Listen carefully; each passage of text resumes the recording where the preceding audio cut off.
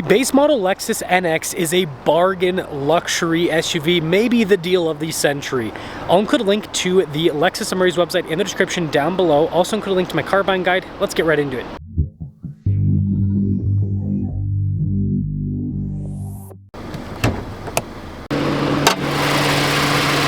Under the hood is a turbo 2.4 liter 4-cylinder that goes through an 8-speed automatic. Fuel economy is 21 around town, 28 on the highway, with power outputs being 275 horsepower and then 317 pound-feet of torque.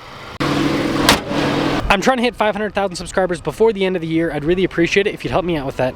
Now, this silver paint shows off the body lines quite well. Very sharp headlight design. I love the DRL. You've got fog lights down below, and then you can see the metallic gray for the grille coloration. Parking sensors built in too. And altogether, this is one of the few Lexus models that actually looks good with the front end because the grille proportions just make sense. Our tire and wheel setup is 235 by 60 by 18. You've got silver with metallic gray to kind of break things up on the wheels a bit. And then you do have unpainted fender flares, but they at least give you some nice silver trim on the mirror caps and then some blacked out trim there on the door handles. Taking a look at the side profile, you can see you've got some chrome trim around the windows, and I like the overall proportions and the shape. It's pretty sporty looking. Now, when it comes to key fob features, you've got the Lexus logo there on the back. On the front, we've got our lock and unlock and the opening for the hatch. We have a 12 volt here in the rear, and then this does have a cargo cover built in from the factory. Now, this is a little bit smaller than the RAV4 if I remember right in terms of the overall dimensions, but it's still very practical in the back. And I think part of that height difference, or size difference rather, is the rear, how it's sloped more than the RAV4. The RAV4 is a bit boxier. Anyways, you can see here with the light bar on the back and then all the blacked out badges. And that will cap things off for the exterior. This week's giveaway is all about muscle and luxury with two Cadillac V cars, the first of which is a CT5V Blackwing and the second is an Escalade V. Both these have supercharged V8s producing nearly 700 horsepower each. They also have tons of luxury and modern technology to match. Not only can you win both of these cars, but part of the giveaway is also $73,000 in cash to help pay for the taxes, and your donations go to help children's and veterans charities. Use code BHC or click the link in the description down below or in the pinned comment. This will give you 4x bonus tickets on any donation, $25 or more. Let's now check out the interior, and yes, electric door handles. You got this nice two-tone coloration on the door panel, and even the top is actually high-quality soft touch. Also, the electronic door handle release, kind of weird. Now, the seats have that tan coloration that's on the door panel. You'll note from the trunk to here, it's relatively flat. It does kind of arc up a little bit. We've got good legroom in the back, little storage pocket, vents here, USB ports, and a 12 volt. And then it does slope a little bit here in the rear, but overall headroom is pretty good. Let's now check out the front. Blind spot monitoring with the mirrors, and then this is really nice with the trim piece down below. And then you have that same two-tone design on the door panel. And then a couple more things here. The mirrors do power fold in, and then this does have acoustic glass up front. The front seats are perforated, and you do have power adjustments and lumbar support there for the front passenger. I literally said front passenger. I'm going to include that in the video because it shows how stupid I am sometimes. That was the driver's seat. The front passenger does not have lumbar.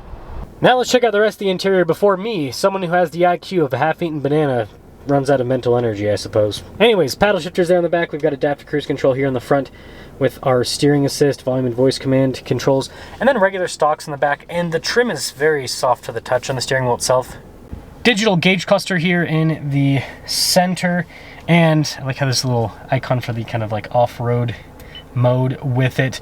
But yeah, I mean, it displays different information. It's somewhat customizable. It's not as good as the unit that's in some of the more loaded up vehicles.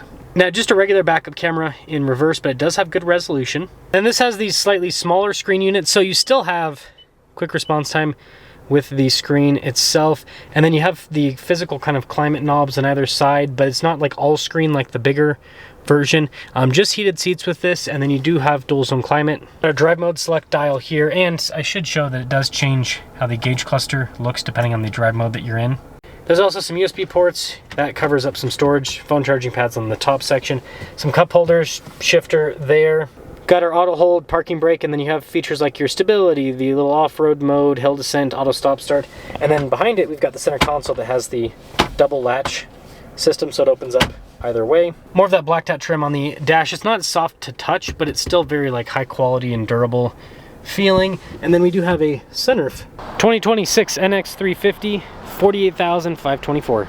Let's see how this performs. Well, let's set off in the NX. And you know what? I think half-eaten banana IQ was a little bit too generous today. I think in terms of mental capacity today, it's more like you're heating up a toaster strudel in the toaster, and you decide to be a little bit fun for the day. So you whack the release button when it's done, and that thing flies out. Now you're trying to be the cool guy and catch it, but instead it slips between the counter and the stove. Now, you don't have time to move it, so that thing sits there for 6 months. That's where my mental capacity is at today. We're a toaster strudel between the counter and the oven. That's 6 months old and stale, and probably has a little bit of mold on it. It's okay, I won't judge. Anyways, these seats are comfortable, so that's great. And yeah, this powertrain's smooth. I mean, it's got good torque on the low end. Like, this powertrain in the trucks kind of feels a little bit iffy. Like in the, you know, Tacoma and the 4Runner. It's not bad, but it's like, it's a big vehicle. But in something like this NX, it's a very strong feeling powertrain, because this is not a very large car.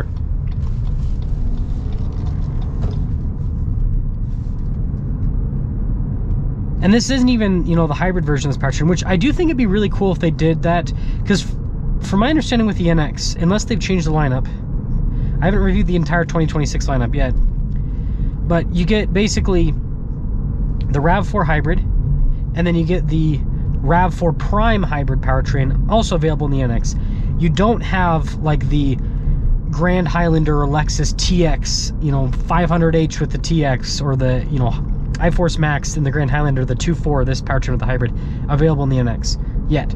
Maybe that'll change in the future. I haven't seen anything yet. I wonder what they would call that, by the way. Would they just do it like NX 500H? I don't know. That would be interesting to see. I'll get back to you guys after the light. Let's get a little acceleration here. Not too shabby. Not too shabby. Again, the top end on this isn't going to be crazy. This is definitely more of like a low-end torque engine, and it's pretty impressive what they've done here. I mean, it almost kind of doesn't sound like a diesel at all, but it kind of feels a little bit more diesel-like in some ways. And I think that Toyota's doing that because, like, in the US market, we just don't really have diesels in passenger cars like they have in other places in the world. And so I think the automakers are trying to, like Toyota specifically, is trying to appease people by offering a gas engine that kind of performs more diesel-like in certain ways. But the fuel economy will still never beat it. Diesel, at least. So I think this is a great value. You know, a lot of people like cooled seats with a luxury car. I do agree that, like, if you're a luxury brand, outside of like high-performance sports cars that have like crazy seats that, you know, like carbon seats or something that you're not going to put heated or cooled function, outside of those, I think that heated and cooled seats should just be standard equipment. Like, that's like, if it's in a $30,000 Kia, it should be in a $50,000 Lexus, you know? So that's one critique I'll have. Outside of that, you know, the acoustic glass, the interior build quality, materials, like, this is really nice. Lexus doesn't necessarily use, you know, real leather, everything like this. All this feels synthetic to me, but it feels high quality, and the most important thing is it lasts a long time. It still looks good years down the road, thousands and thousands of miles down the road. It's not like it, you know, wears out super quick like what you'll see with a lot of luxury cars, frankly, especially the German cars. Like, those interiors look great brand new, but then you put 5 years on that car and, you know, some miles, and that interior doesn't look so good anymore. So that is the one thing about Lexus. And then obviously powertrain reliability and everything. I mean, these turbo engines are still pretty new, but it seems like this 4-cylinder hasn't really had issues. They have had some issues with like the transmissions and the Tacoma and stuff that, again, this shares a lot with those vehicles in terms of the powertrain. But outside of that, the engine itself seems to be pretty solid. And I actually haven't heard a lot with the Lexus cars that have this powertrain. It seems like all the issues have been with the Toyota trucks rather than with the Lexus crossovers that have the same powertrain. So it seems like they did a little bit of a better job with the build and which that's typically the thing with Lexus. It's typically a little bit better. So let me know your thoughts on the baseline NX, but I mean, for a entry-level luxury SUV for the brand, this thing's really nice.